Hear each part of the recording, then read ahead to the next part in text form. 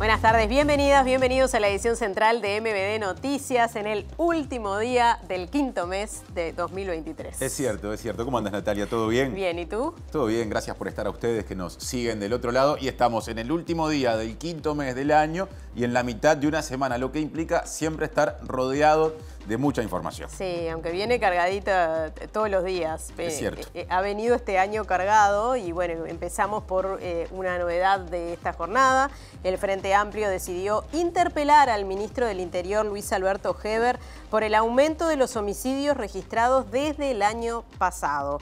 La instancia tendrá lugar en la Cámara Baja y será encabezada por el diputado Sebastián Valdomir, quien subrayó que hay casi un homicidio por día y afirmó que las políticas no han dado resultado. La decisión del Frente Amplio generó repercusiones, por ejemplo, críticas desde el oficialismo. El secretario de la Presidencia de la República, Álvaro Delgado, precisó que los homicidios están teniendo, digamos, la dificultad mencionada, pero que otros delitos bajan de forma más notoria y apuntó que la interpelación será encabezada por quienes defendían la gestión del ex ministro en gobiernos del Frente Amplio, Eduardo Bonomi. Las últimas encuestas, vale decir, muestran una caída de las valoraciones positivas en esta área, en particular dentro de los votantes de la coalición de gobierno. Este será uno de los temas que desarrollaremos en esta edición. El resto o parte de ellos en los titulares que ya ponemos al aire.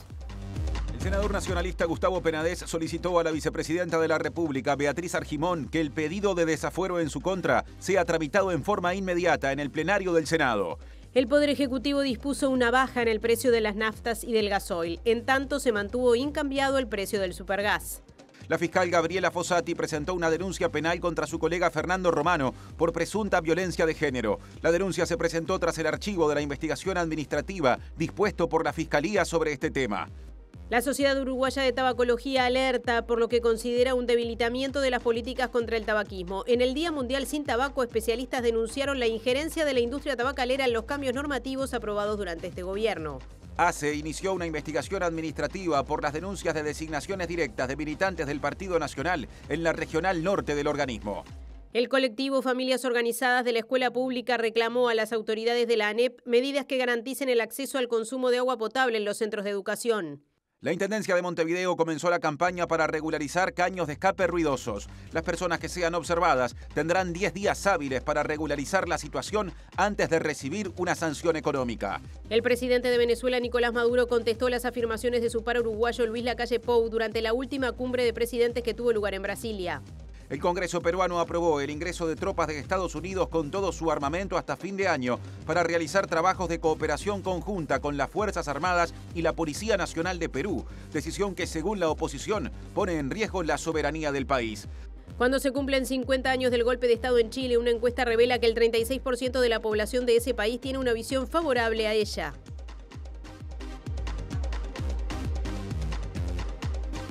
TV Ciudad, aquí también Uniradio 107.7 de FM para Montevideo y área metropolitana, radio de la Universidad de la República que se puede escuchar en la web a través de uniradio.edu.uy. Bienvenidos y bienvenidas también por esa vía. Ahora, bienvenidas a los móviles.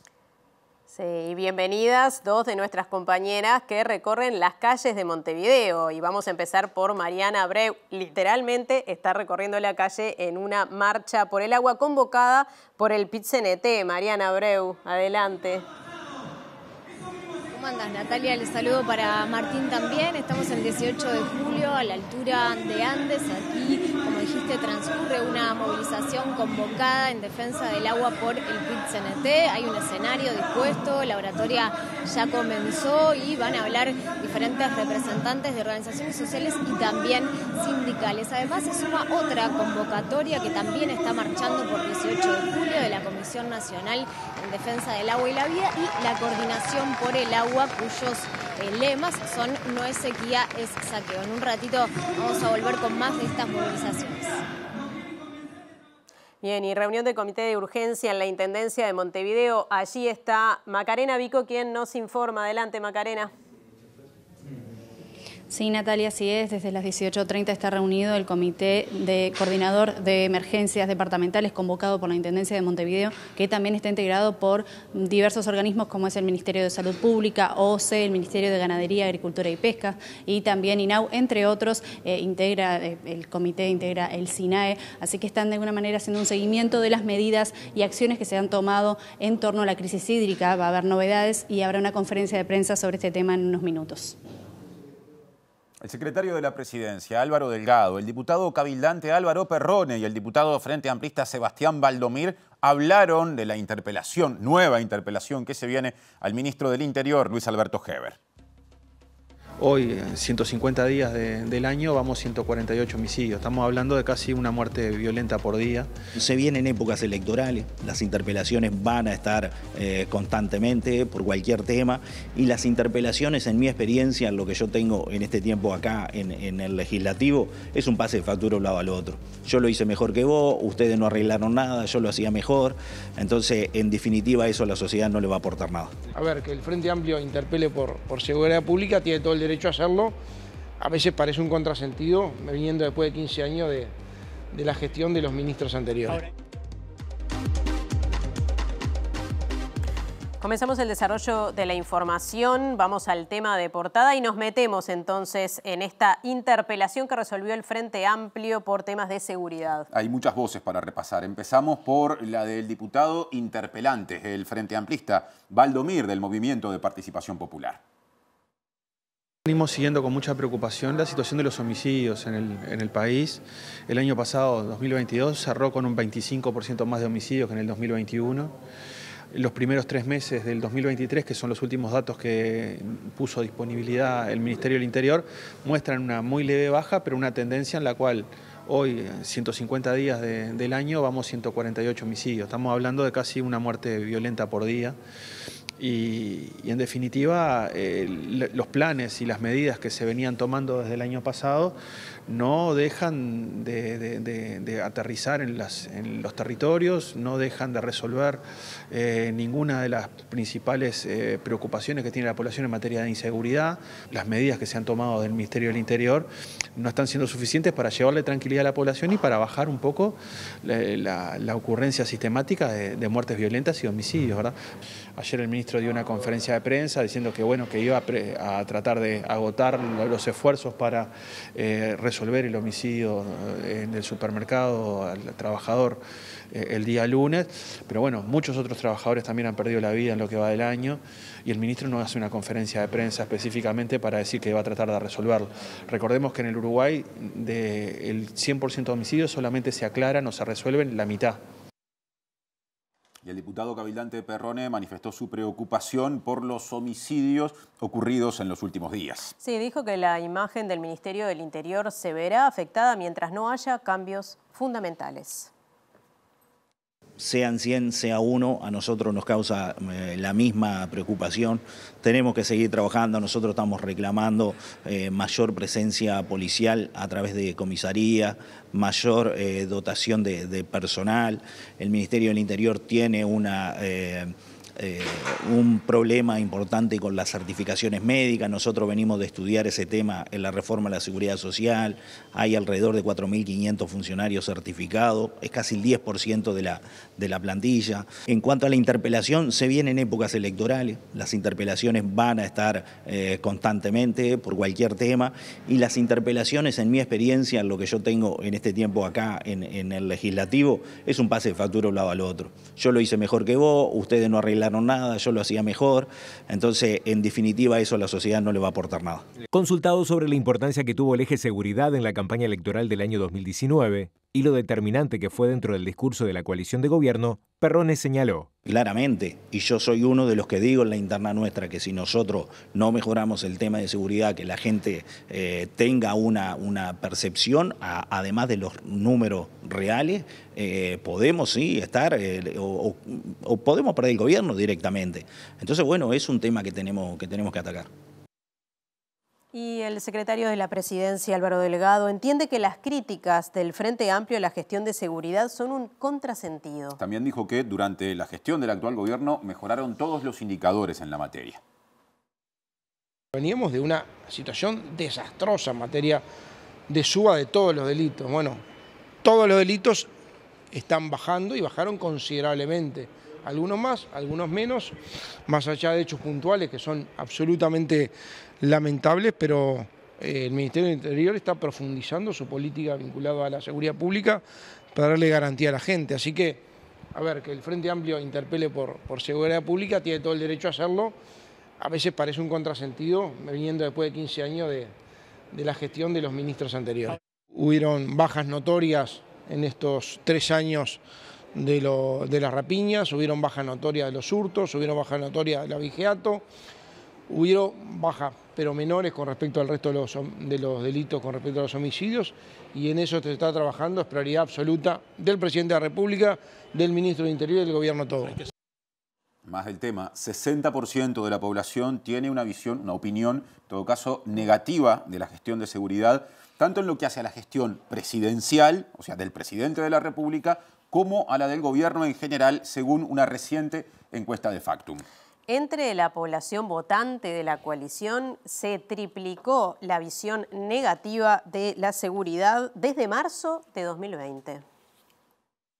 En su informe, la consultora destaca que desde junio de 2022, cuando hubo un pico de 62% de rechazo al manejo de la seguridad pública, los datos no se han modificado sustancialmente. En el segundo bimestre de 2023, solo 4% de los encuestados dijo tener una opinión muy buena sobre el desempeño y el 31% como buena, totalizando un 35% de opiniones positivas. Por el contrario, el 35% dijo que su opinión era mala y 25% muy mala, alcanzando la valoración negativa al 60% de la población. Al respecto, Factum destaca cierta estabilidad en las opiniones positivas con un pico de 56% en septiembre de 2021, en tanto las negativas fluctuaron entre 45 y 50% desde marzo de 2020 hasta junio de 2022. En esa fecha se da un quiebre y las opiniones negativas comienzan a ubicarse en el entorno del 60%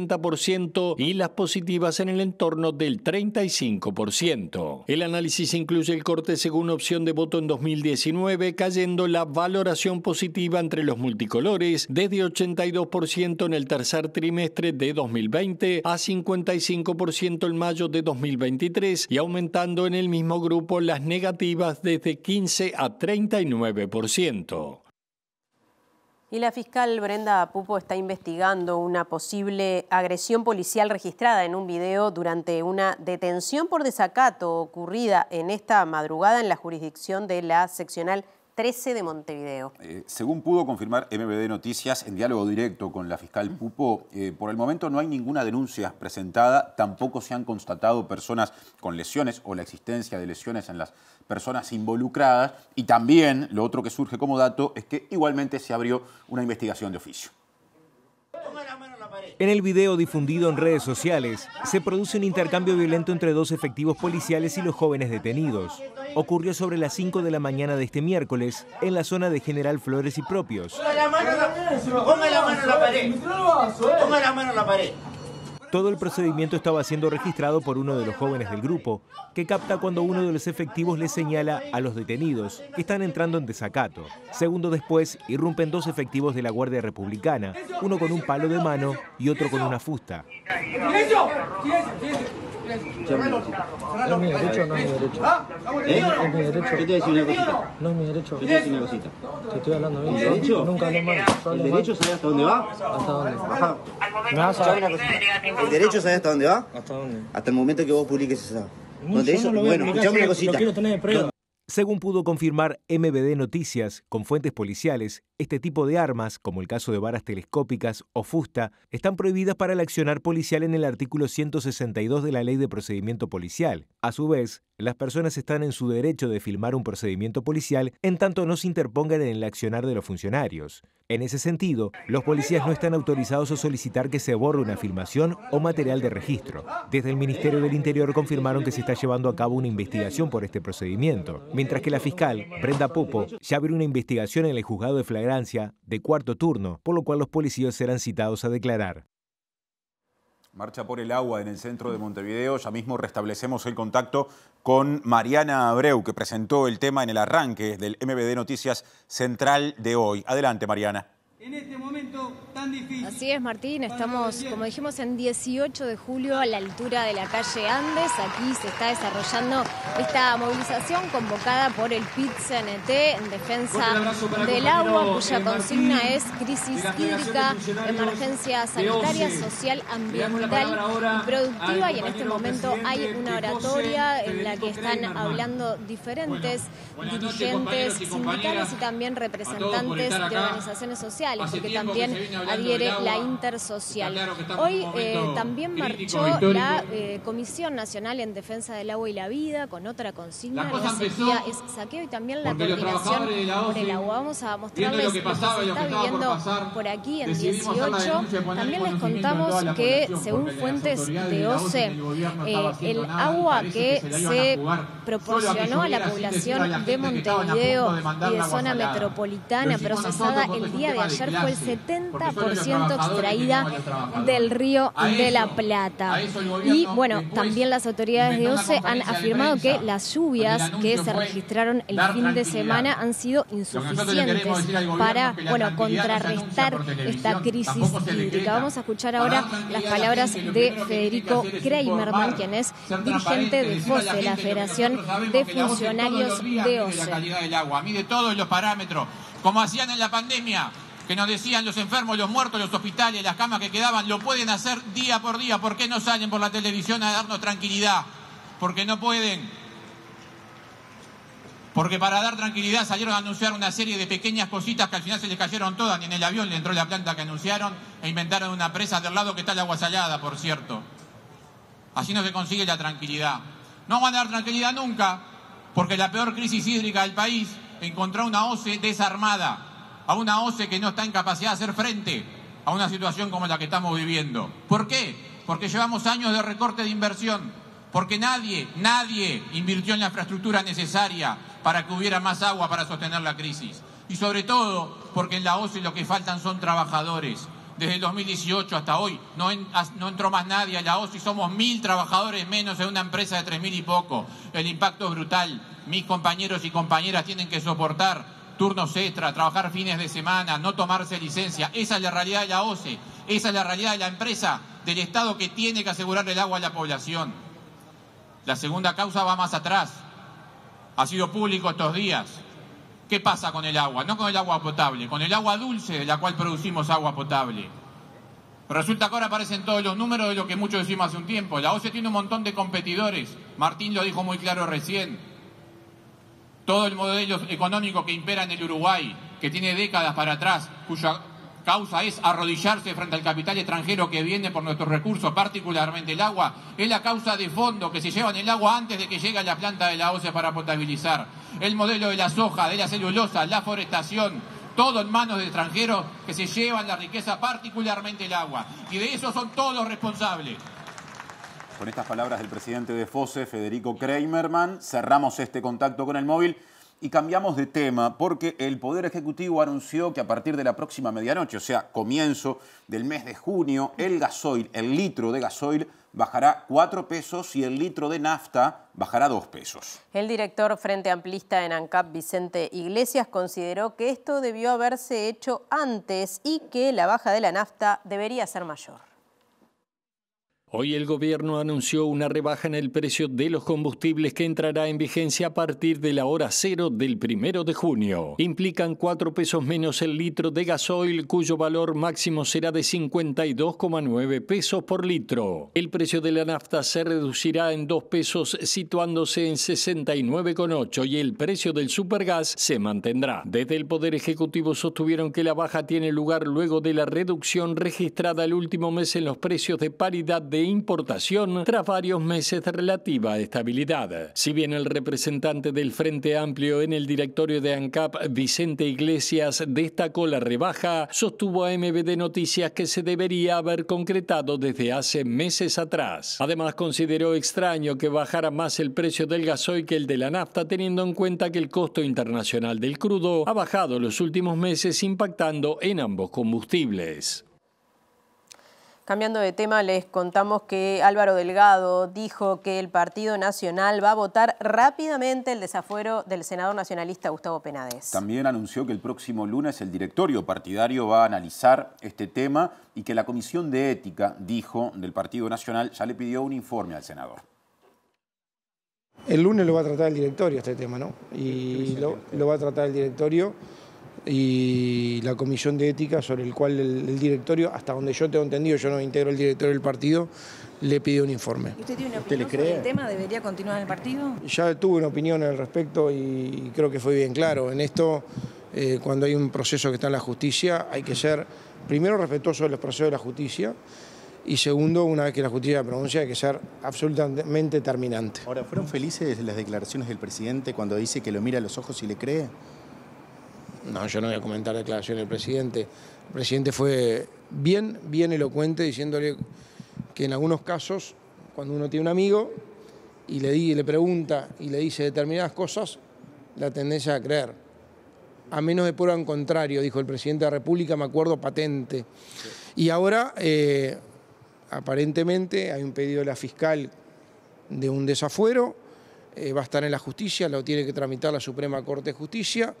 Y nosotros vamos como Partido Nacional, y ahí sí me involucro como Partido Nacional, a votar rápidamente el desafuero. Y bueno, lo que diga la justicia es lo que diga la justicia. Hace instantes, el senador Penades le solicitó a la vicepresidenta de la República, Beatriz Argimón, que su pedido de desafuero no pase por comisión y se vote de forma inmediata en el plenario del Senado. A través de una carta, el legislador expresó que realizó esta solicitud para quedar a las órdenes de la señora fiscal lo antes posible. Ahora cambiamos de tema porque la fiscal Gabriela Fossati denunció penalmente a su colega Fernando Romano por violencia de género. Según informó El Observador, la denuncia se presentó ante la Fiscalía de Delitos Sexuales, Violencia Doméstica y Violencia Basada en Género. El hecho se da tras el archivo por parte del fiscal de corte, Juan Gómez, de una investigación administrativa desencadenada por otra denuncia que Fossati había presentado contra Romano por supuesta violencia de género. Para esta nueva acción, la fiscal usó como base el documento de archivo de la investigación interna que se llevó adelante en Fiscalía. Fossati y Romano tuvieron una discusión el 13 de marzo tras una visita del fiscal al ex custodia presidencial Alejandro Astesiano debido a la reunión que este había tenido con el referente Frente Amplista de Seguridad, Gustavo Leal. En ese momento, Romano había subrogado a Fossati que estaba haciendo uso de licencia médica.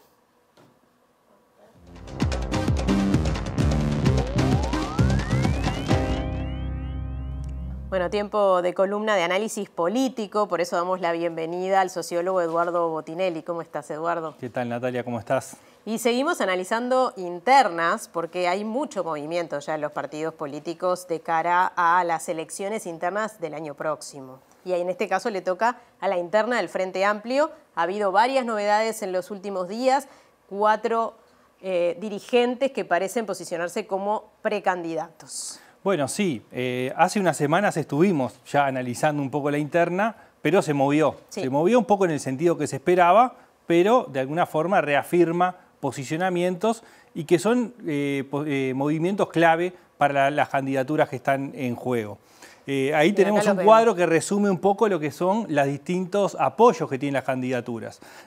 Aparece Mario Vergara con el apoyo de Fuerza Renovadora, del PDC y de Asamblea Uruguay, que son grupos que conforman una parte de los grupos que conforman Convocatoria Progresista Sereñista, ¿no? Después, dentro de Fuerza Renovadora, está María Frente Amplista, está Alianza Progresista, perdón, está el Movimiento Humanista, la Nueva Izquierda y Banderas de Liber, ¿no? Es decir, tenemos Fuerza Renovadora que se conforma con una serie de grupos que a su vez conforman una alianza que es la Convocatoria Progresista Sereñista. El último movimiento, que es el de Asamblea Uruguay, es un movimiento importante para la candidatura de Vergara porque es uno de los grupos que conforman Convocatoria de los que tiene más peso, digamos, en términos electorales, y la figura de Danilo Astori. Un apoyo de las últimas horas y que ha sido un poco tímido quizás, ¿no? Bueno, dejó en libertad a cada departamento. Exactamente. Además. Aparece, es una decisión que toma el Consejo Político Nacional de Asamblea Uruguay, reconociendo la libertad e independencia que tienen las departamentales, hace un llamamiento de alguna forma a seguir observando con mirada crítica el desenlace de todo el ciclo electoral, es decir, deja abierta la posibilidad a mirar y deja también un mensaje diciendo que espera que, digamos, no textualmente, pero algo así como que las decisiones dentro de convocatoria se tomen por consenso, ¿no? Es decir, de alguna forma ese apoyo es con un par de mensajes internos a lo que es convocatoria.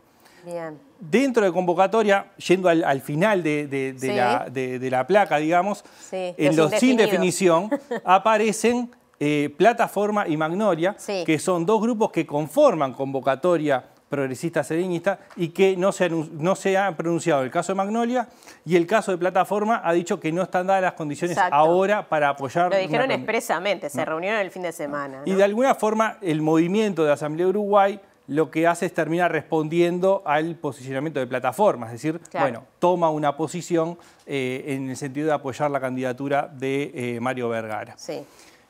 En el caso de Carolina Cose, tenemos el apoyo de la amplia, aunque no lo expresó públicamente, es la lista que responde directamente a ella. No ha manifestado públicamente su candidatura, pero es bastante lógico pensar que en todo caso después retomamos un poco esto. Vamos a hablar un poco de las estrategias, sí.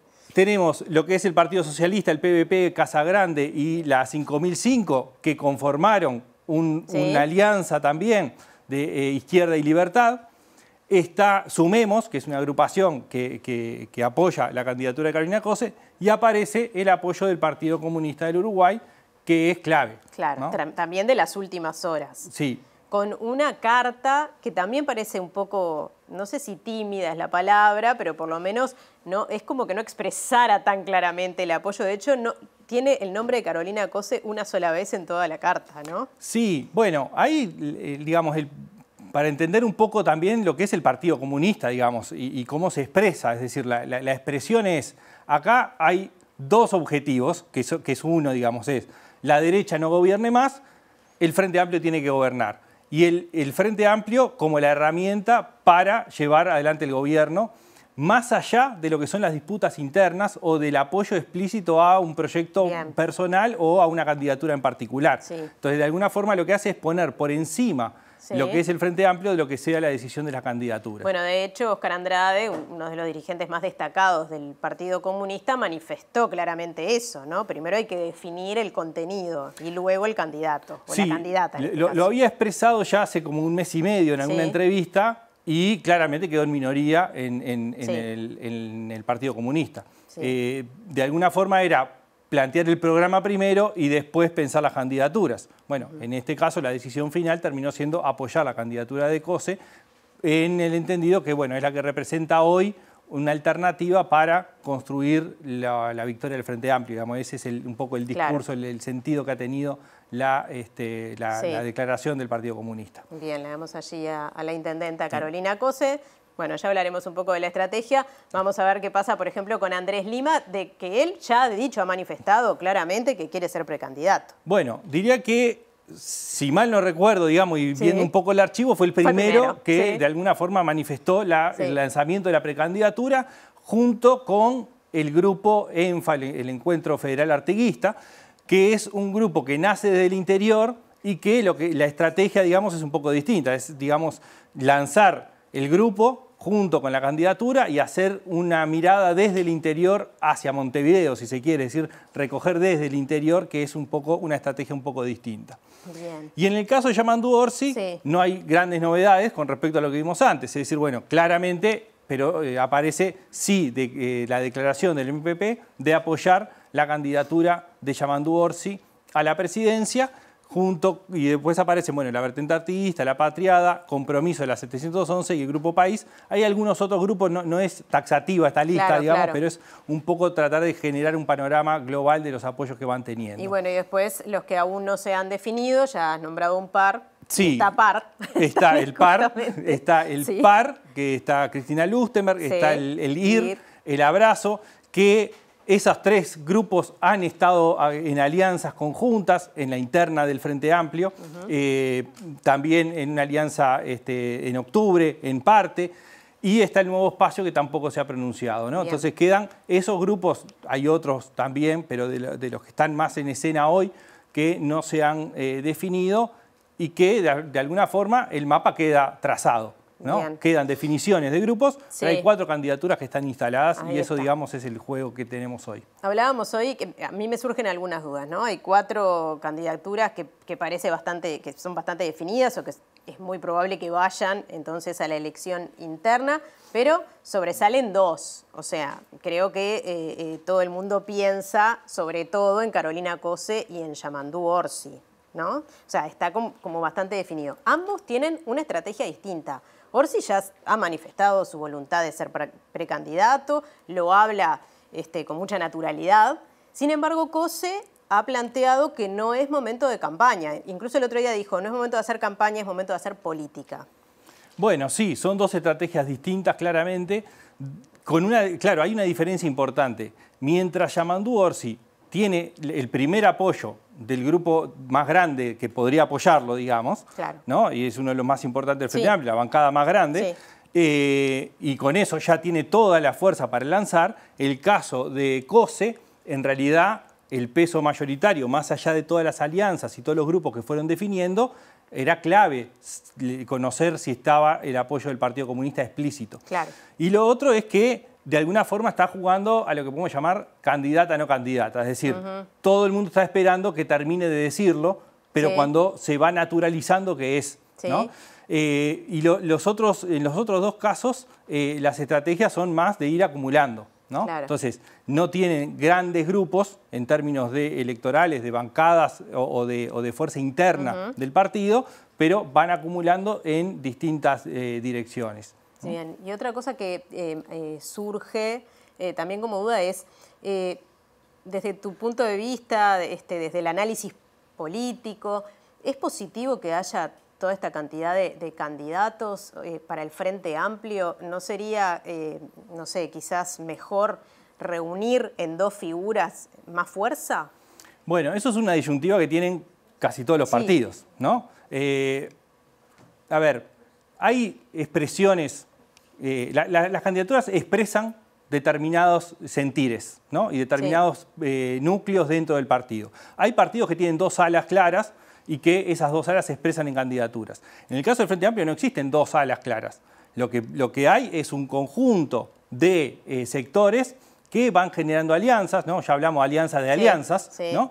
Y que eso se va transformando en apoyos a candidaturas. O sea, se ha hecho mucha crítica también interna en esto de la cantidad de grupos, agrupaciones que surgen dentro del Frente Amplio, que complejiza la situación. Bueno, es que nosotros que estamos todo el tiempo en esto, nos cuesta hasta identificar quién está dentro de cada una de las alianzas permanente. Hay grupos que se han ido dividiendo, ¿no? Incluso, ¿no? Que mantienen el nombre, pero en realidad no expresa lo mismo que expresaba en 2019.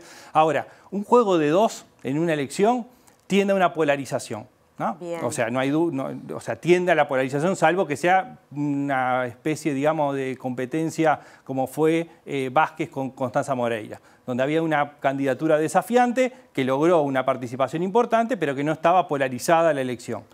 El juego de 4, y en este caso particular, lo que hace es, hay 2 expresiones grandes, digamos, que ya están consolidadas. Hay un grupo que está expresando ideológicamente un lugar distinto, que es el caso de Vergara, es decir, buscar un electorado distinto, y el caso de Lima, buscar una presencia territorial distinta. Ahí está, entonces, en el interior, captar el interior. Sí, hoy creo que el juego de 4, en este contexto actual, esto no quiere decir que no cambie, en este contexto actual, el juego de 4 candidaturas al Frente Amplio termina beneficiándolo, porque hay sectores que no necesariamente pueden ser captados o movilizador, y acá hay un dato importante que en todo caso igual lo vamos a retomar después, que es la movilización del voto voluntario en una elección interna. Bien, y si eso realmente después se traduce en la elección nacional. Bueno, esa es la siguiente Esos etapa. votos que capta Lima, ¿no? Por ejemplo, o Vergara, después van a un candidato Orsi o Cose. Bueno, por eso también las 4 candidaturas amplían el abanico.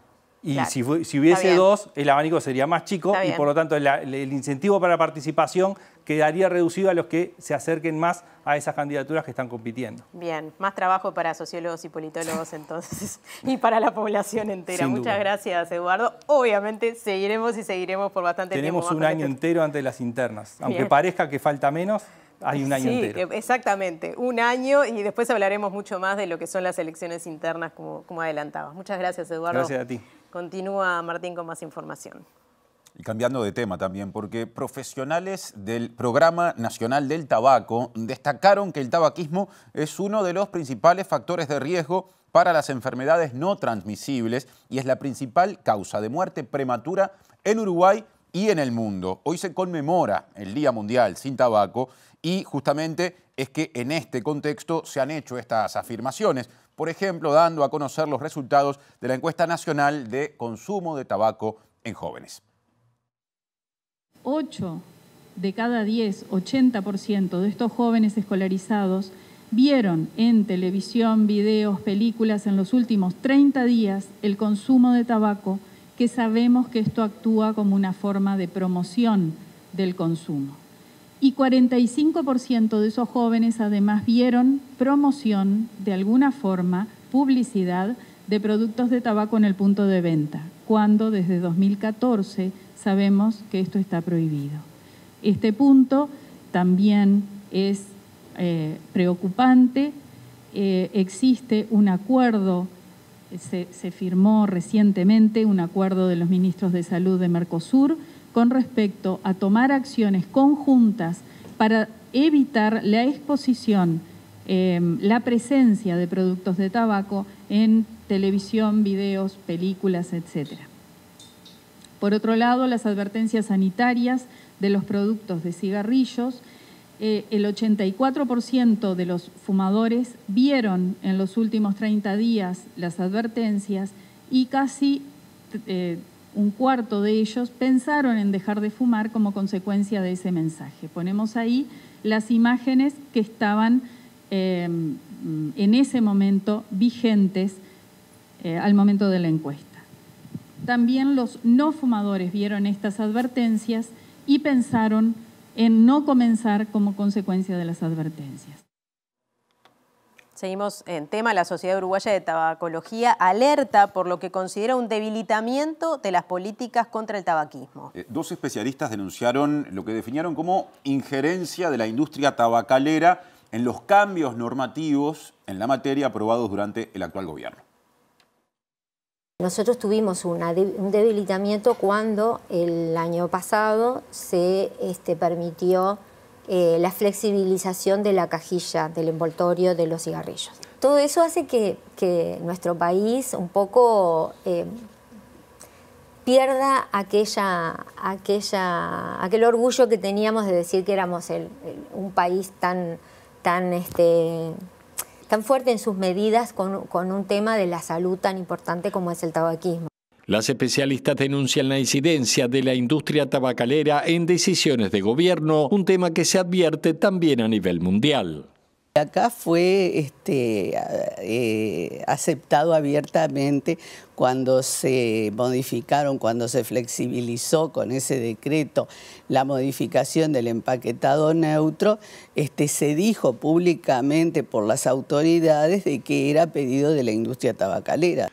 La Sociedad Científica y el Centro de Investigación para la Epidemia del Tabaquismo, CIET, serán distinguidos este miércoles por la Organización Mundial de la Salud por sus aportes en la protección de la implementación del empaquetado neutro de productos del tabaco en Uruguay. Es un honor para nosotros ser premiados por la Organización Mundial de la Salud y además el motivo por el cual somos premiados, lo cual indica que las acciones de la sociedad civil son útiles para detener algunas medidas. La Intendencia de Montevideo convoca ante la situación hídrica de la que tanto se viene hablando. Está pronta con su móvil Macarena Vico para meternos en el tema. Adelante, Macarena. Sí, Martín, así es. El Centro Coordinador de Emergencias Departamentales estuvo reunido hoy. Recordemos que integran varios organismos, entre ellos el Ministerio de Salud Pública y OCE, que fue quien tuvo la voz durante el encuentro. Estamos junto a Ignacio Lorenzo, director de limpieza de la Intendencia de Montevideo. Lorenzo, bueno, ¿cuáles fueron los puntos principales? Comentó que OCE presentó un informe detallado de la situación actual en cuanto a al déficit hídrico. Sí, acabamos de finalizar el comité de emergencia presidido por la intendenta Carolina, donde bueno, analizamos, bueno, obviamente de nuestro lado con mucha preocupación todo lo que está sucediendo con el tema del agua y entendíamos oportuno tener una nueva instancia del comité de emergencia, como había sido hace 2 semanas, para analizar el estado de situación y bueno, analizar las principales variables de este problema. En ese sentido, solicitamos a OCE que nos pudiera proveer de un informe bien en profundidad de la situación. En particular, analizamos lo que había sucedido con el tema de las lluvias el fin de semana pasado, un poco cuáles pueden ser las previsiones para los próximos días y obviamente también compartimos la serie de medidas que se están desplegando. En ese sentido, bueno, OCE informó que las lluvias del fin de semana lograron detener, digamos, esa baja fuerte que se estaba dando en Paso Severino, incluso que ganamos algunos metros cúbicos en estos días. No obstante eso, si la situación permanece incambiada, habría reservas para 20 días más, o sea, una situación muy parecida a la que teníamos hace 2 semanas con el informe anterior. En ese sentido, es fundamental seguir desplegando acciones digamos, alternativas y digamos, complementarias en los temas de abastecimiento. También es importante poder sostener, según nos informaba OCE, poder sostener los resultados en términos de calidad de agua dentro de los parámetros del Ministerio de Salud Pública, y allí es muy crítico la calidad del agua de aguas abajo, porque recordemos, están haciendo una mezcla entre aguas abajo y aguas arriba, y bueno, también han detectado en estos días algún incremento en lo que tiene que ver con cloruros y sodio de la toma de aguas abajo, lo que puede también complejizar los términos de mezcla. Hoy teníamos una relación, digamos, en estos días anteriores de un 70-30 de aguas abajo y aguas arriba. Eso puede implicar que estos niveles de cloro y sodio, que tengamos que tomar más agua de aguas arriba para poder sostener los niveles del Ministerio de Salud Pública. También, por otra parte, se estuvieron comentando de algunas acciones relacionadas, por ejemplo, con el tema de pozos, además de bueno, trabajar con los pozos de la Intendencia en términos de análisis adicionales y de poder diseñar un proceso de abastecimiento alternativo. También informó sobre los 2 pozos que ellos estuvieron realizando estos días, uno en Parque Valle, que en principio no sería de utilidad, pero sí uno segundo en el Hospital Militar, en el cual, si bien no es un caudal muy importante que pueda abastecer a OCE, sí puede servirle mucho al hospital. También hablaron de 26 puntos dentro de Montevideo como lugares críticos, la mayoría de ellos hospitales y centros de salud, en los cuales ellos han empezado una acción inicial en estos días para abastecer de agua potable para consumo, a través de camiones cisterna, y bueno, la idea es poder llegar a esos 26. También, por supuesto, compartimos las acciones del lado de la Intendencia en relación a bueno, cuestiones que se han hecho estos días. En particular, nosotros ahora estamos trabajando muy fuerte con el tema de distribución de agua en grupos vulnerables. En particular, tuvimos la semana pasada la continuación del trabajo en policlínicas, avanzamos también en temas de merenderos y en los próximos días, por ejemplo, mañana trabajamos con ONAFPU para trabajar con centros de ancianos, ¿no? ¿Y qué pasa con las escuelas, que también era una preocupación? El tema de escuelas efectivamente es una preocupación. Sabemos que también hay grupos de padres y algunas escuelas que están preocupadas. Ahí la Intendencia va a tener una acción de distribución en estos próximos días, probablemente fuera de la escuela, trabajando directamente con las familias. Esto es algo que seguramente en el día de mañana vamos a darles más información. Bien, y sobre las reparaciones de los caños rotos, que hay una comunicación a través de la Intendencia, ¿conoce que se pudo avanzar? Bueno, nosotros tenemos en nuestro panel del Observatorio Ambiental, digamos, una publicación diaria del estado de la recepción de denuncias a través del WhatsApp 09250-260. También allí nosotros esa información se la pasamos de inmediato a OCE. De más o menos un 50% de esas denuncias que hemos trasladado a OCE, ya OCE las está procesando, y alrededor, creo que es un 10% de ellas ya están ya fueron reparadas. O sea que estamos viendo que es un mecanismo útil para levantar, digamos, la denuncia del lado de la ciudadanía ciudadanía y poder hacerlo eso más ágil. También seguimos trabajando en la misma línea con el tema de pozos, en el relevamiento, y hablábamos ya que en conjunto entre los que había relevado la Intendencia, que los dio a OCE y los que tenía Menose, estamos hablando de más de 300 pozos que tenemos en la ciudad que pueden utilizarse, digamos, dependiendo de su calidad, caudal y ubicación, en estas vías, digamos, de alternativas de abastecimiento secundario. Bien, muchas gracias por estos minutos, Lorenzo. Compañeros, seguimos con ustedes desde allí. Muchas gracias, Macarena y equipo. Les contamos que la Facultad de Química de la Universidad de la República comenzó a publicar información de forma quincenal vinculada al estado del agua en el país. La información se origina en estudios realizados con la URSEA, organismo que empezó a difundir datos de los controles que se hacen en especial en Montevideo y el área metropolitana.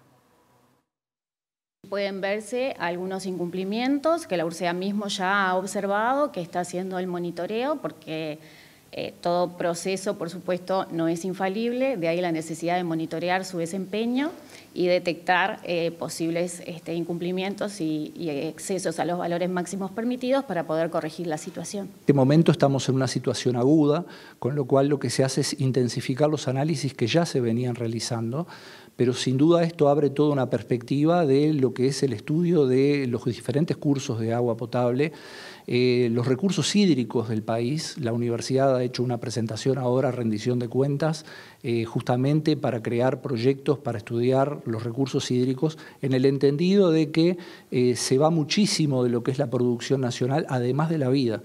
Y eso fue establecido incluso previamente a esta situación. Así que es una preocupación permanente de todos quienes realizamos investigación y aplicación de conocimientos desde la comunidad científica universitaria.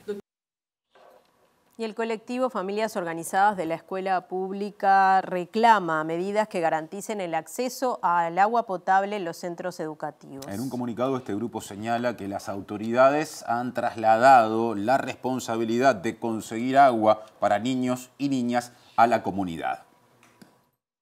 Garantizar el acceso al agua potable es responsabilidad del Estado, es un derecho humano fundamental. Las escuelas son espacios de cuidado y de salud, entonces para nosotros es importante que se conserve en nuestras infancias ese espacio de cuidado en las escuelas, y eso es responsabilidad de las autoridades de la educación.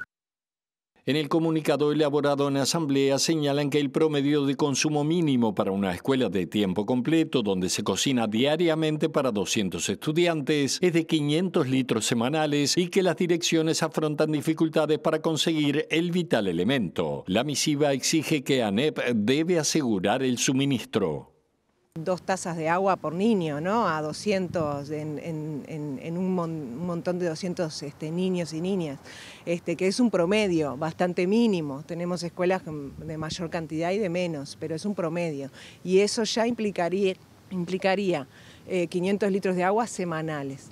Esto no es posible de conseguir y lo que más nos preocupa es que queda en manos de la dirección. Entonces, ahí hay una medida de formalización de la gestión que no está siendo posible que el agua potable llegue efectivamente a las escuelas. Ahora cambiamos de tema porque el presidente de ACE, Leonardo Cipriani, dijo que se inició una investigación administrativa a propósito de las denuncias por presuntas irregularidades en la gestión del Regional Norte del Prestador Público de Salud.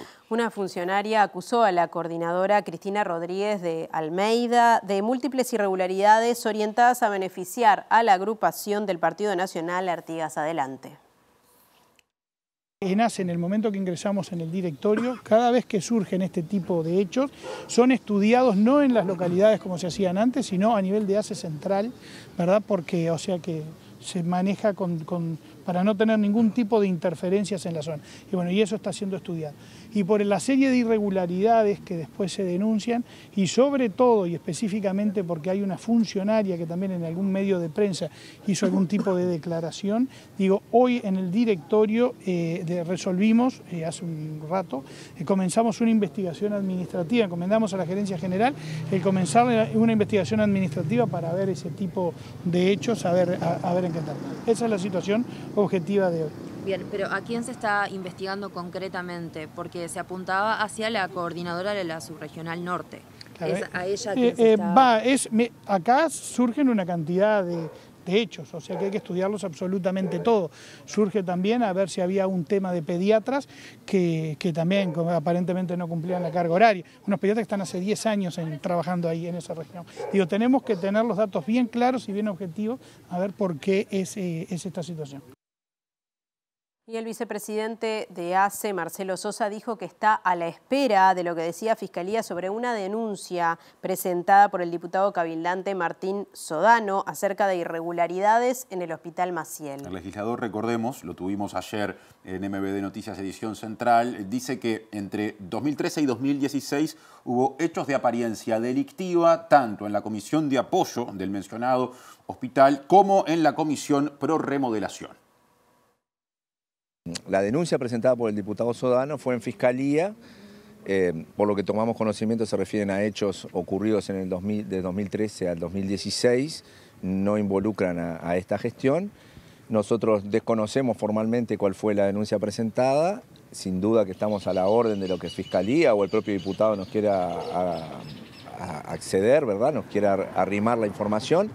Y ACE va a estar dispuesto a trabajar en el tema. Nosotros ya hemos presentado denuncias en el año 2021 y 2022 por hechos ocurridos en el Hospital Maciel, denuncias penales en Fiscalía, que el propio diputado ayer también hacía hincapié en ella, que eran sin perjuicio de ella, es decir que nosotros estamos dispuestos a lo que Fiscalía entienda necesario y oportuno. ACE va a ampliar la información que necesite o proporcionarle los datos que nos requiera la propia Fiscalía.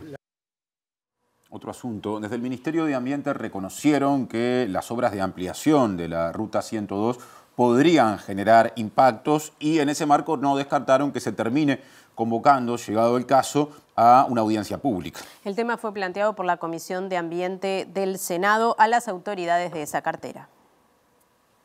Es un proyecto que todavía, por decir de algún modo, el Ministerio mismo considera que está en pañales, en un proceso que va a ser largo y que seguramente tendrá competencia no solamente el Ministerio de Transporte y Obras Públicas, el Ministerio de Ambiente, que todavía no tiene los estudios de impacto ambiental, y la ciudadanía. Lo que reconoce el Ministerio es que siempre que existe una obra hay afectaciones desde el punto de vista ambiental.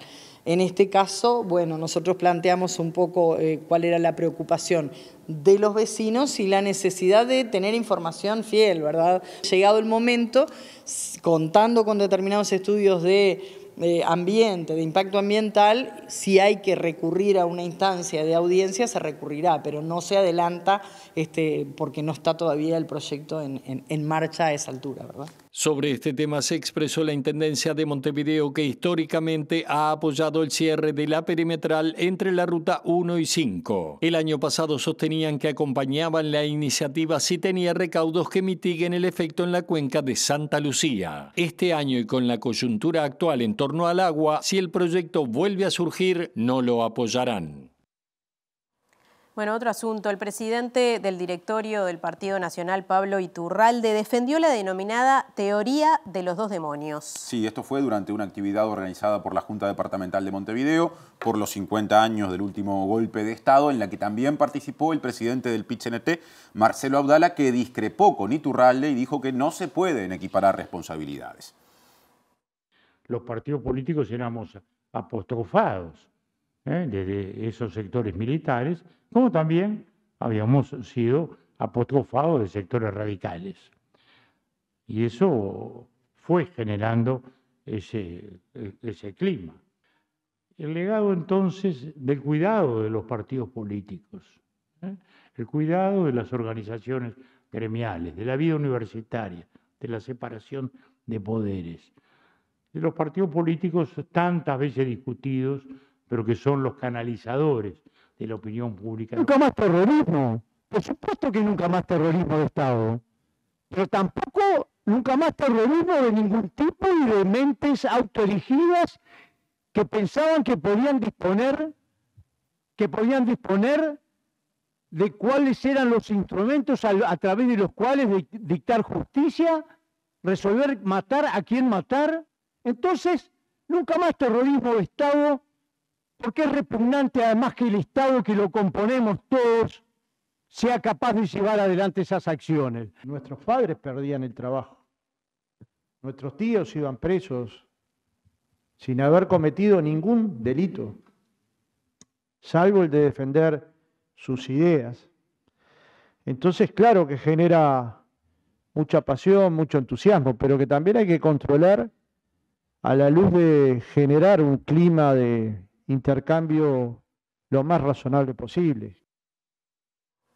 El proyecto Cruzar, les contamos cambiando de tema, aunque esto está vinculado con los tiempos de la dictadura, presentó ante el Ministerio de Defensa Nacional un pedido de acceso a la información pública. Esto en procura de obtener un documento elaborado por los ex generales del Ejército Nacional, Carlos Díaz y Pedro Barneix, que puede contener información sobre el destino de los detenidos desaparecidos. En agosto de 2022, o sea, el año pasado, Cruzar presentó una acción administrativa procurando acceder a ese documento que fue elaborado en 2005 y entregado al excomandante en jefe del Ejército, Ángel Bertolotti. La respuesta del Ministerio de Defensa fue negativa bajo el argumento de que no se podía obtener copia del documento. Ante esto, dada la importancia del documento en cuestión, de acuerdo a lo que surge de la compulsa de actuaciones donde se lo refiere, este martes 30 de mayo se presentó la demanda de acceso contra el Ministerio, dice textualmente. La audiencia se realizará este viernes 2 de junio sobre las 13 horas. Presenta Mercado Agrícola de Montevideo, en el corazón de un barrio donde late la ciudad. Mercado de Historias. Mercado de Historia.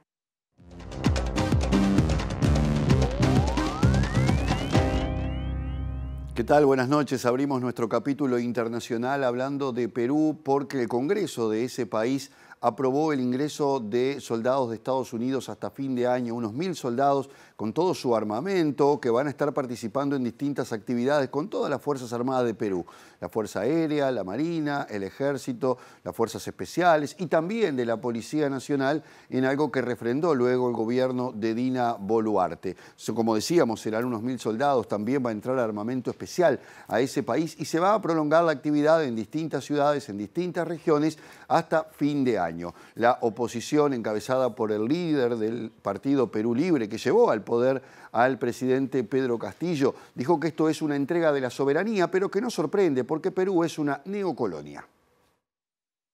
La primera resolución que fue aprobada por el Congreso y refrendada por el Ejecutivo indicó que los militares estadounidenses llegaran al país con armas de guerra para realizar actividades de cooperación de entrenamiento en distintas fechas comprendidas entre el 1 de junio y el 31 de diciembre de este año.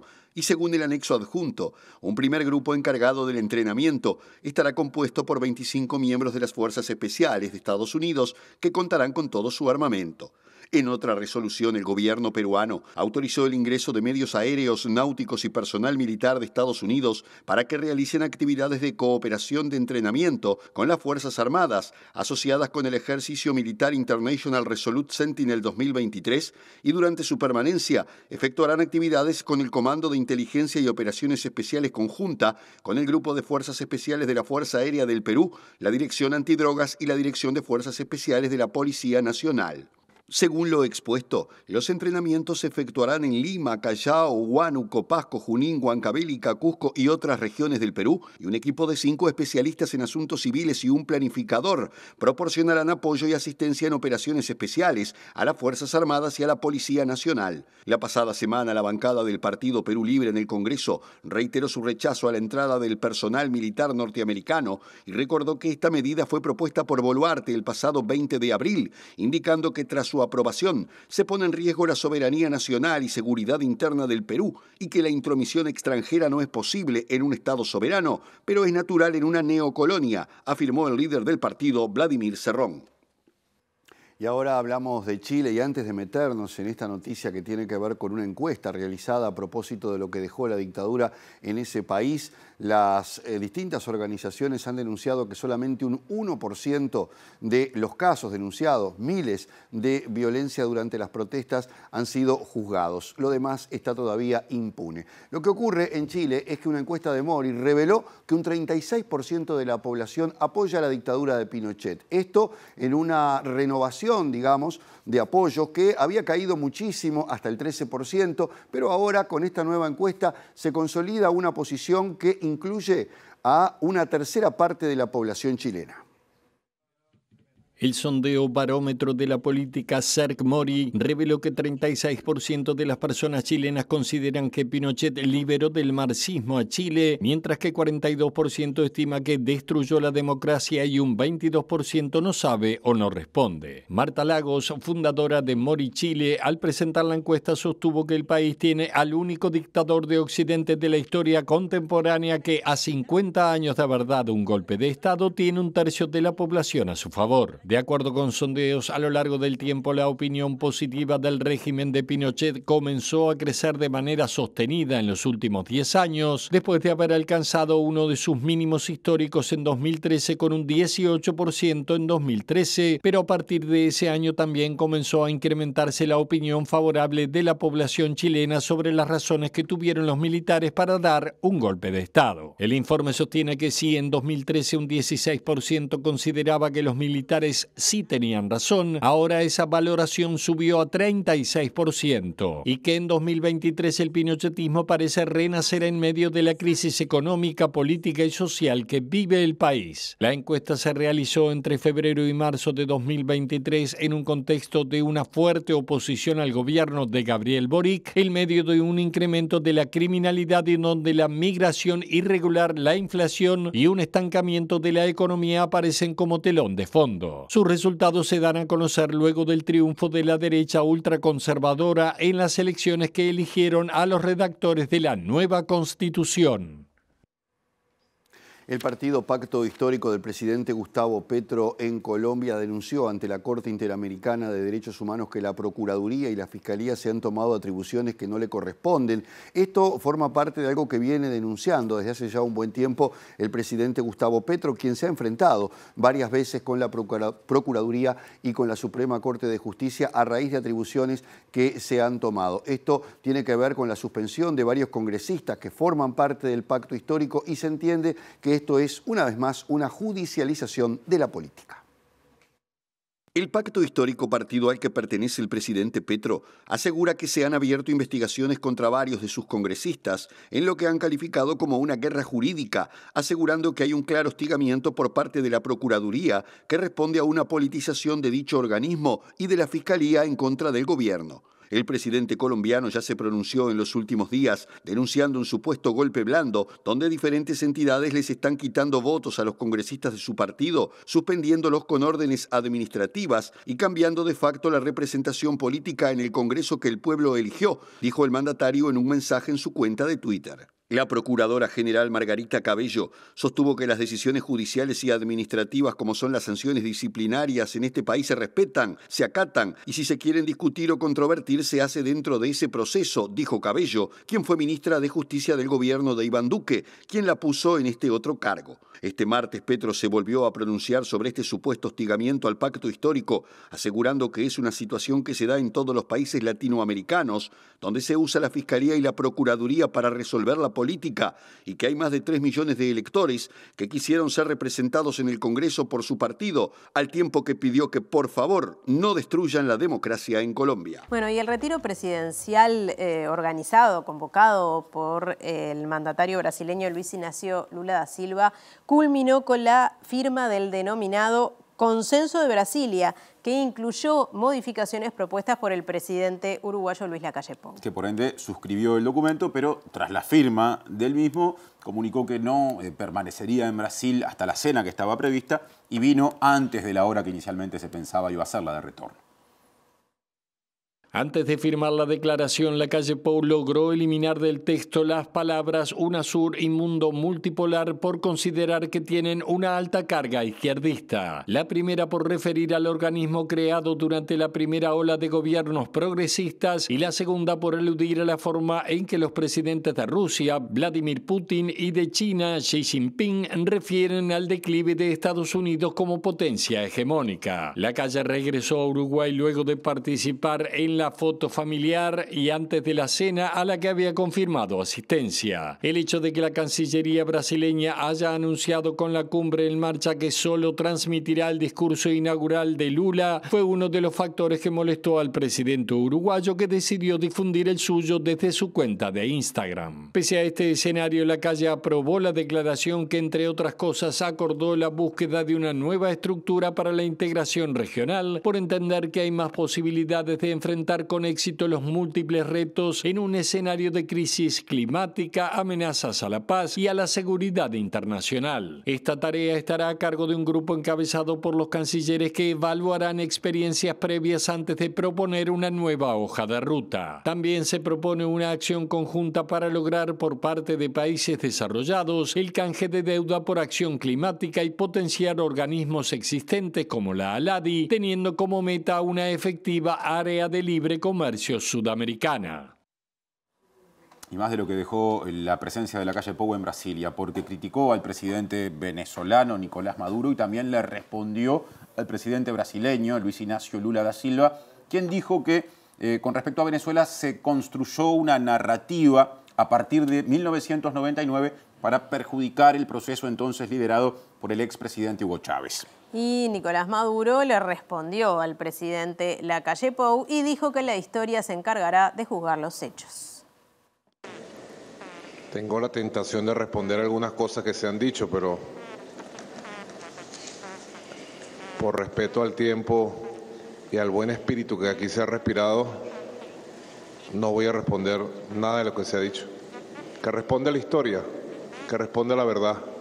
Seremos juzgados, presidente Lacalle, por la historia, por las acciones, por los resultados y por la verdad. Estoy de acuerdo con usted.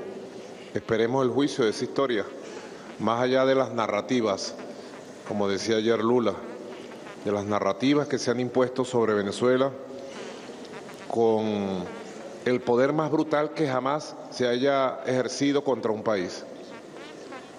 La agresión más brutal que jamás se haya hecho contra un país. La brutal agresión continuada contra el intento de socavar, aplastar un proyecto político que ha levantado la bandera de Bolívar, que ya tiene 24 años en el poder y que de 29 elecciones ha ganado 27 elecciones. ¿Con quién las ha ganado? Con un pueblo organizado, con un pueblo consciente. Bueno, nos vamos. Antes repasamos los datos del tiempo para la zona metropolitana, Martín. El pronóstico de Inumet, que no en lo inmediato, pero en breve va a venir con agua. Pero empezamos por lo previsto para mañana, Natalia. Sí, mañana, primer día del sexto mes del año, 1 de junio, 11 grados la mínima, 19 la máxima, cielo algo nuboso. El viernes comienza como el jueves, sin lluvias, pero parece que termina con lluvias. En el medio habrá también nieblas y neblinas. La mínima para el viernes 2 de junio, 10 grados en capital y cercanías. La máxima 22. Y el sábado 3 de junio, ahí sí, ya hay anuncio de lluvias con una mínima de 13 grados y una máxima de 20. Y llegamos al final, como siempre a esta hora, invitándoles para que se queden y vean Lado B. Y luego la letra chica, nosotros nos reencontramos mañana a las 19. Que pasen bien, gracias por estar.